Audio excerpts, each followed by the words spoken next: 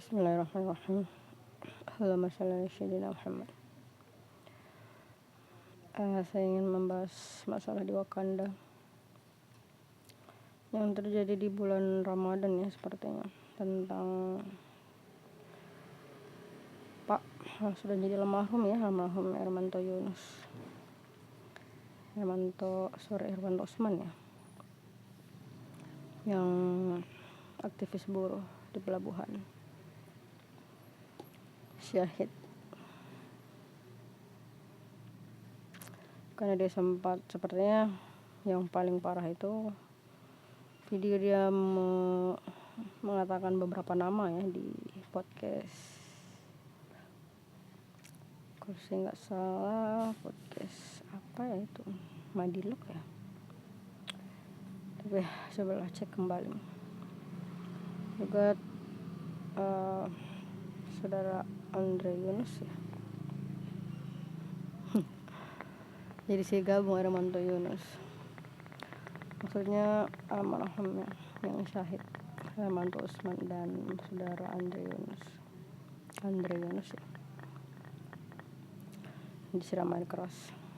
Sebenarnya kasusnya masih berlangsung ya, saudara Andre Yunus. Sebenarnya saya mau bahas ini kebijakan bodoh. Teman saya bertanya kebijakan bodoh yang saya maksud itu apa. Kebijakan yang menimbulkan penderitaan bagi orang miskin.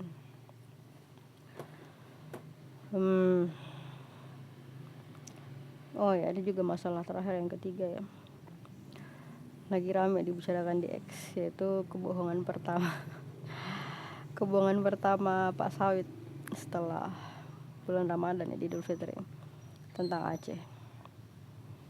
Tapi yang ingin saya bahas itu yang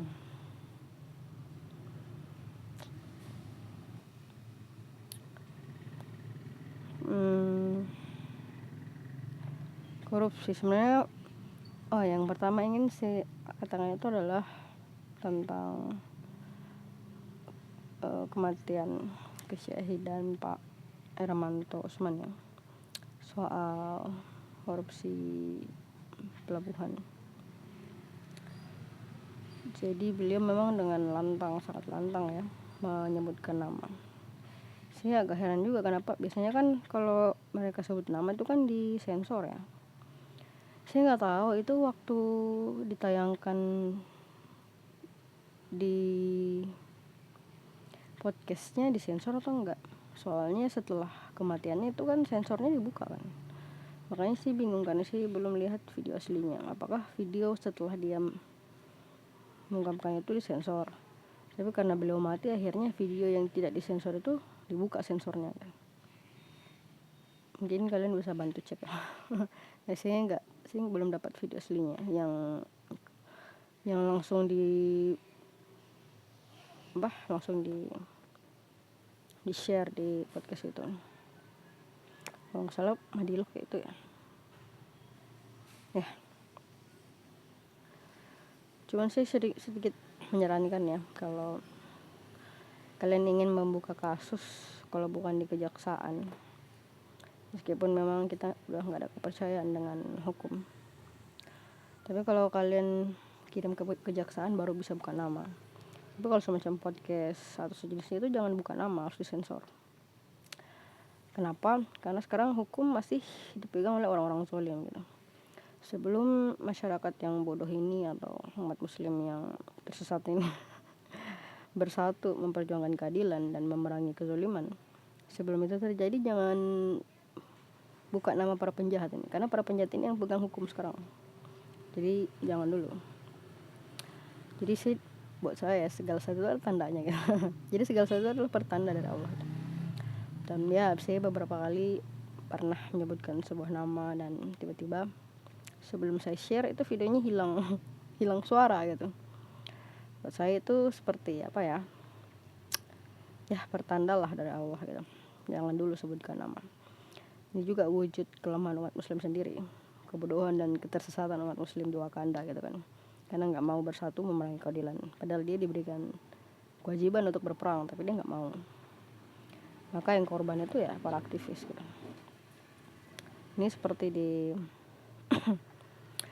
oh ya, saya ingat satu podcast ya menjelaskan sesuatu. Jadi dia menjelaskan tentang penumpang gelap demokrasi. Ya, penumpang gelap demokrasi. Jadi ada orang yang misalnya ini sebuah kota nih, 50%-nya itu berjuang untuk menegakkan keadilan di tanah itu. Lah 50%-nya ini gak peduli. 50% yang gak peduli inilah disebut dengan penumpang gelap demokrasi. Kenapa? Karena kalau 50% yang memperjuangkan keadilan untuk tanah ini berhasil memperoleh keadilan, yang merasakannya itu 100% atau seluruhnya gitu. Sedangkan yang 50% ini gak berbuat apa-apa, dia diam-diam aja, gak peduli gitu kan. Yang capek, yang dapat darah-darahnya, yang dapat susah-susahnya, yang memperjuangkan keadilan itu. Tapi yang dapat enaknya ke semuanya. Ini kan seperti makanya dibilang penumpang gelap. Dan ini bentuk ketidakadilan. Dan ya tenang aja, karena ketidakadilan akan Allah balas di hisab Malik Yaumiddin, di neraka nanti. Nah, di Al-Quran ini sebenarnya sudah ada ya. Tapi mungkin detailnya mungkin akan dijelaskan nanti mungkin ya. Itu seperti di Al-Quran itu ketika Rasulullah menyuruh kaum munafik itu ikut berperang gitu. Karena kalau kaum munafik enggak ikut berperang ya, dia dapat rezeki doang kan. Rasulullah udah berdarah-darah di lapangan berperang, menjaga supaya mereka enggak jadi budak kadang di perang. Atau hartanya diambil. Kok para kaum munafik cuma diam, padahal mereka tinggal di wilayah yang sama. Makanya di Al-Quran itu dikatakan kepada kaum munafik itu gitu, berperanglah demi, meskipun itu demi melindungi dirimu sendiri. Jadi memang kaum munafik itu jahat banget sebenarnya. Jahat banget gitu kan. Kalau mereka Rasulullah menang ya mereka juga dapat kebagian berkahnya karena hartanya nggak jadi diambil. Kalau kalian perang kan hartanya diambil, mereka dijadikan budak. Makanya disuruh berperanglah demi melindungi dirimu sendiri gitu. Tapi itu pun mereka nggak mau gitu. Ini yang menurut teori orang itu disebut dengan saya nggak tahu disebut dengan penumpang gelap. Nah makanya kalau saya nggak salah itu Piagam Medina, tapi bisa dicek kembali. Rasulullah itu buat satu syarat agar semua kabilah itu kalau turun perang, kalau ada orang yang memerangi kota Madinah, itu mereka harus turun semua gitu. Nggak boleh ada yang nggak ikut kecuali dengan alasan tertentu. Kalau alasannya jelas nggak apa-apa, tapi kalau alasannya belum jelas nggak boleh. Makanya di Al-Quran itu Allah tuh menegaskan gitu, jangan membiarkan kaum munafik itu nggak berperang sebelum alasan mereka itu jelas. Makanya Rasulullah harus mempertegas alasan mereka nggak ikut perang kenapa. Nah inilah kenapa penyatuan untuk melindungi tanah kita sendiri saja, berperang memerangi kezaliman itu sudah kewajiban gitu. Dan itu udah dilakukan oleh Rasulullah SAW di zaman beliau. Dan itu juga tuntunan Allah dalam Al-Quran. Ya silakanlah dilihat bagaimana proses pemerintahan. Tapi ini memang wujud wujud kegagalan kita sebagai umat muslim secara keseluruhan gitu. Karena kita enggan bersatu untuk menegakkan Al-Quran, padahal udah kewajiban kita untuk menegakkan Al-Quran. Sedangkan tanah kita tempat berdiri, tanah kita tempat hidup itu melakukan berbagai kezaliman, pelanggaran terhadap hukum-hukum Allah, dan kita merasa tidak mampu untuk menghentikan itu. Nah yang kena dosanya juga kita sendiri juga ya. Makanya saya bilang ini kebodohan ya. Dan dosanya itu besar karena kamu diwajibkan atas perang memerangi kezaliman, tapi kamu nggak mau. Yang dosa besarnya itu karena justru nggak mauannya itu, ketidakmauannya untuk melaksanakan kewajiban itu justru yang menjadi dosa yang berat di hisab nanti. Ya silakan cek sendiri nanti di hisab. Bisa kalian kalau mau berdebat di hisab ya terlambat ya. Makanya sebaiknya berpikir sekarang. Meskipun karena kezalimannya ini bersinergi ya, bisa dibilang bersinergi. Kewajibannya itu bersinergi. Jadi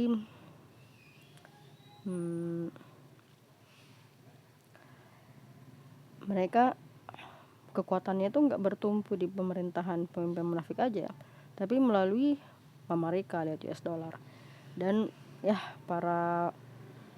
atau Cina, langsung sebutlah Cina atau Rusia, yang masing-masing punya kekuatan power gitu. Jadi mereka bisa saling mendukung. Kalau misalnya di sebuah negara yang tidak ingin dikuasai oleh negara-negara besar lainnya yang ingin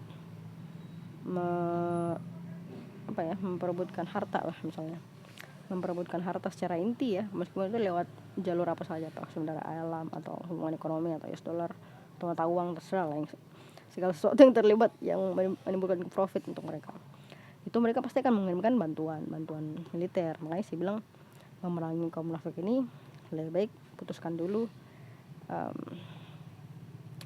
jalur utamanya gitu. Dan menurut saya jalur utamanya, meskipun memang ada Cina di Wakanda Cina maksudnya RRC ya, bukan etnisnya di Indonesia tapi RRC. Jadi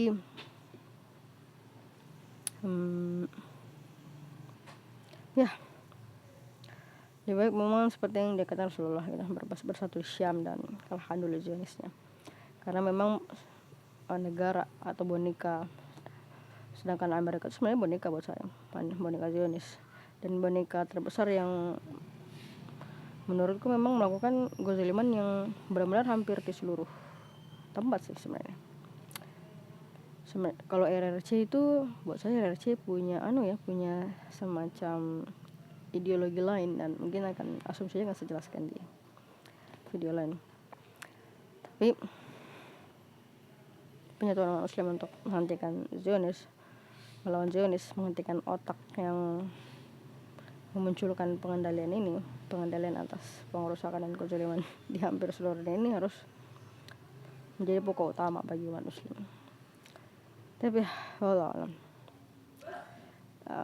yang jelas kematian para aktivis itu atau penyiraman air keras terhadap aktivis itu buat saya sebuah bukti nyata bahwa memang pemerintah Wakanda itu nggak pernah peduli dengan rakyatnya. Justru jadi saya agak lucu ya sebenarnya. Ini tuh agak lucu gitu kan. Waktu saya sebenarnya ini meskipun ini potongan-potongan video ya, yang diskusi Pak Sawit dengan Mbak Najwa di negeri Wakanda. Jadi ini Mbak Najwa versi Wakanda.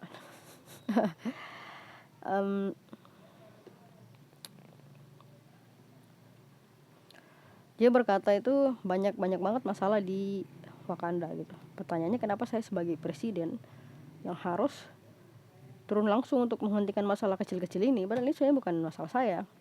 Saya presiden, mungkin ini sebenarnya masalah kepala desa, ketua desa, atau gubernur lah, atau setingkat itu di bawah dia. Pertanyaannya, kenapa saya lagi yang harus turun gitu? Padahal saya kan presiden. Oke. Jadi ini buat saya sebuah kelucuan ya, sebuah kelucuan. Coba tebak kenapa? Yang karena dia meloloskan Gibran kan. Meloloskan sebagai Gib versi Wakanda sebagai wapresnya. Kan saya sudah bilang dari sejak awal ya. Menangnya Gib sebagai wapres di Wakanda itu dia sedang mengibarkan bendera hijau, sedang menyalakan lampu hijau kepada seluruh penjahat di Wakanda. Ini lo lihat lo, hukum saya otak-atik lo.